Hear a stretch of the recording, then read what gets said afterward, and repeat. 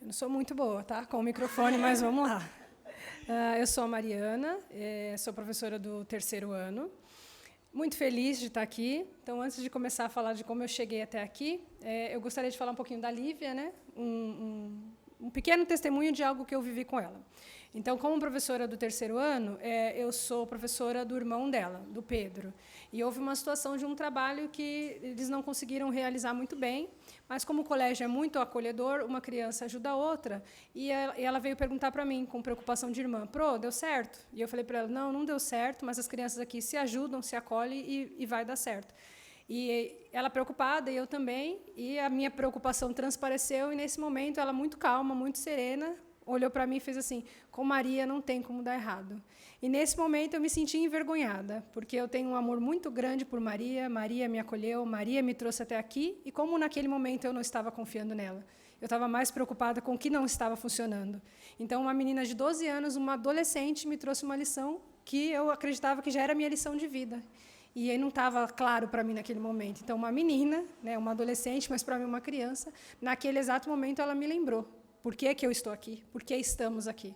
E aquilo foi muito impactante para mim, que eu saí daqui doida para chegar em casa e falar para minha família o que eu tinha aprendido naquele dia como adolescente. Eu falei, vocês não sabem o que eu vivi hoje. Então, é assim, aqui cada dia é uma vivência, cada dia é uma experiência.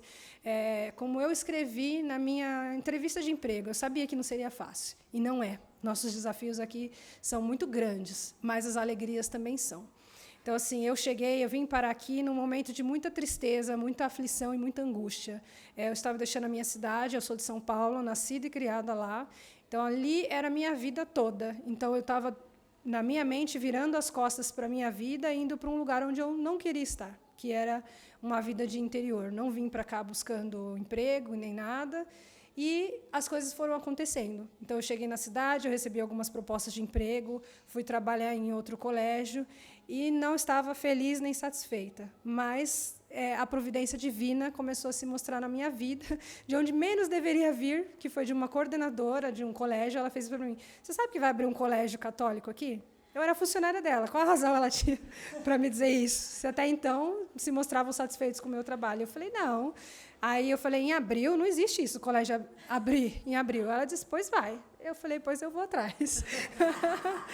E eu fui, né? Eu fui atrás e comecei a procurar, né? Pesquisei, achei um número de telefone, mandei uma mensagem, falei, eu gostaria de mandar um currículo. E a resposta que eu tive foi, no sábado nós vamos ter um evento, vá até lá e a gente faz uma ficha. Falei, tudo bem. Cheguei, não conheço nada, né? Não conheço ainda, mas eu conhecia menos ainda da cidade.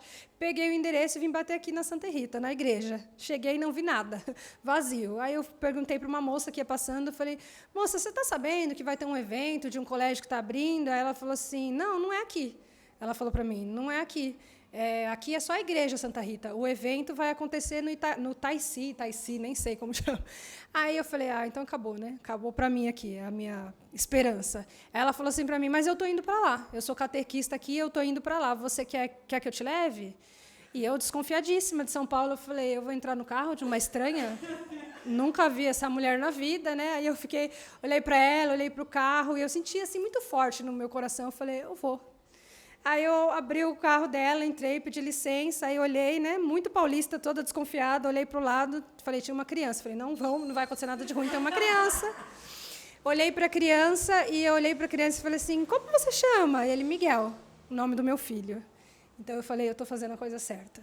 E aí eu entrei dentro do carro, fui conversando com ela. A nossa vida era muito parecida, então o esposo dela trabalha fora, em outra cidade, o meu também, ela é catequista, eu também, e a gente foi trocando ali nesse percurso.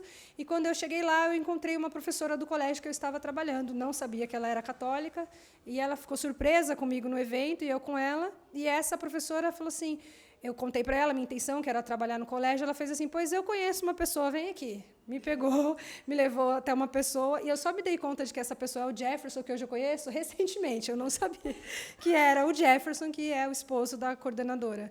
da Bárbara. Ela me levou até ele e eu entreguei meu currículo nas mãos dele e ele mesmo disse para mim, Maria vai escolher quem vai trabalhar no colégio. E eu fui para minha casa numa satisfação muito grande, sem o mais absoluto nada. Não tinha acontecido nada de concreto na minha vida, nada, nada, nada. E eu voltei muito feliz. Meu pai me ligou nesse dia de São Paulo e aquela, né, a falta que eu sentia deles. E eu contei para ele. E meu pai falou, meu pai tem professa outra fé. Ele falou, Deus está cuidando de tudo, filha. Confia. Deus está cuidando de tudo. E quando eu menos esperei, veio a mensagem me convidando para a entrevista. Foi outra festa para mim. Vim para a entrevista acreditando que também seria para o próximo ano, então não tinha expectativas, mas já era uma esperança que eu tinha no coração. E o dia que eu fui chamada, que eu vim fazer parte, eu não sei nem dizer o tamanho da minha alegria. Então, no dia que a gente se apresentou enquanto colégio, eu disse uma frase, e eu repito ela aqui, eu sou Mariana no nome e eu sou Mariana no coração. Então, eu estou aqui porque eu sou dela, eu vim para ela, para servir a ela, e essa é a minha missão, e eu vou dar o meu melhor, vou errar, como eu falo para os pais sempre, vou errar, vou acertar, mas eu sempre vou buscar fazer o meu melhor pelas crianças e por ela. Mari, deixa eu só te fazer uma pergunta. Aproveitar aqui só para te fazer uma pergunta. Assim, eu queria que você desse um pouquinho da sua experiência em sala de aula, assim, com relação ao método. O que um método permite que você consiga saber da sala e do aluno como indivíduo, como, sabe, único. Se isso realmente evidencia e como que isso pode ser melhor trabalhado. Porque, por exemplo, hoje a gente vê que muitos pais querem acelerar o processo, né? E adiantar e tudo. E que o método ele deixa muito claro, né? Que, às vezes, a criança precisa de um tempo maior, aquela criança ali precisa de um trabalho diferenciado. E isso, a princípio, né, pode parecer algo ruim, mas que, na verdade, é justamente um olhar para o indivíduo, né? Porque, quando você faz de uma forma mediana, de uma forma geral, isso acaba deixando com que cada detalhe do indivíduo seja desprezado. Isso faz toda a diferença, né? Eu sou educadora há 20 anos, então comecei com 18 anos e eu buscava muito conciliar a minha fé com a minha profissão, que são as coisas que muito me importam. Então, assim, eu trabalhei em alguns colégios católicos, tive algumas experiências em colégio católico e também é uma coisa que eu sempre falo aqui, nada como o que eu tenho vivido aqui. Então, assim, eu trabalhei em colégios muito bons, muito grandes, inclusive em São Paulo, mas nenhum que trabalhasse a metodologia que trabalha aqui. Ela é nova para mim também tenho buscado estudar, porque é diferente de tudo que a gente vê.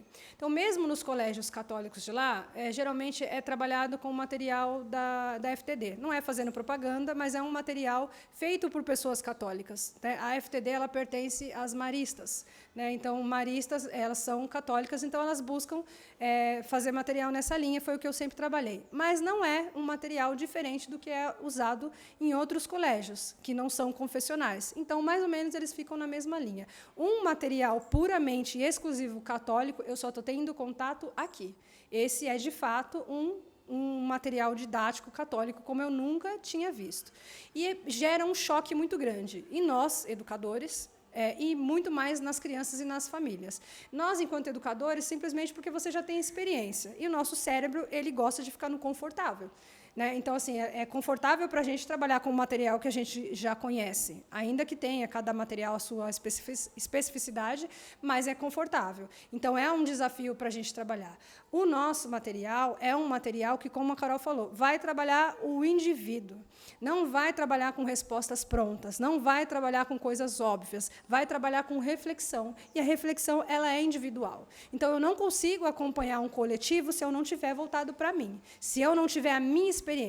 Então, trabalhando a parte prática do material. Uma das partes práticas do material o primeiro passo é a leitura individual, coisas que as crianças não estão habituadas. Então, a criança precisa fazer uma leitura individual, ela precisa fazer uma segunda leitura individual, porque ninguém consegue absorver o que está dito naquele texto com uma leitura só, ela não é suficiente. Depois, ela precisa ouvir a leitura do professor com a entonação do professor, com o olhar do professor, e juntos, depois Dessas 3 leituras, a gente começa a explicação, a orientação e o que precisa ser feito e tirar as dúvidas. É um material que leva para a reflexão, não leva para o óbvio. Aonde está a casinha amarela? A casinha amarela está aqui, isso não existe. Então, isso é extremamente desconfortável para as crianças e para as famílias. E para nós, enquanto educadores, é também difícil, porque você vai ter que levar o aluno a refletir. Nós também não fomos ensinados a levar o aluno a refletir. Então, hoje, a gente também se pega desafiado, eu preciso mostrar para ele como se chega nesse lugar.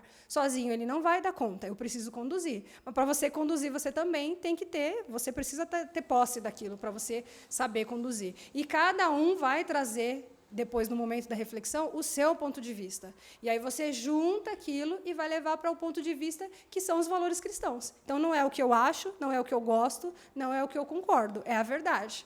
É o que a gente busca aqui. Então, o que a gente acredita? No que Jesus disse, eu sou o caminho, a verdade e a vida. E é em busca dessa verdade que a gente está, tanto da verdade científica quanto da verdade espiritual. Esse material leva para esse caminho, da verdade espiritual e da verdade científica.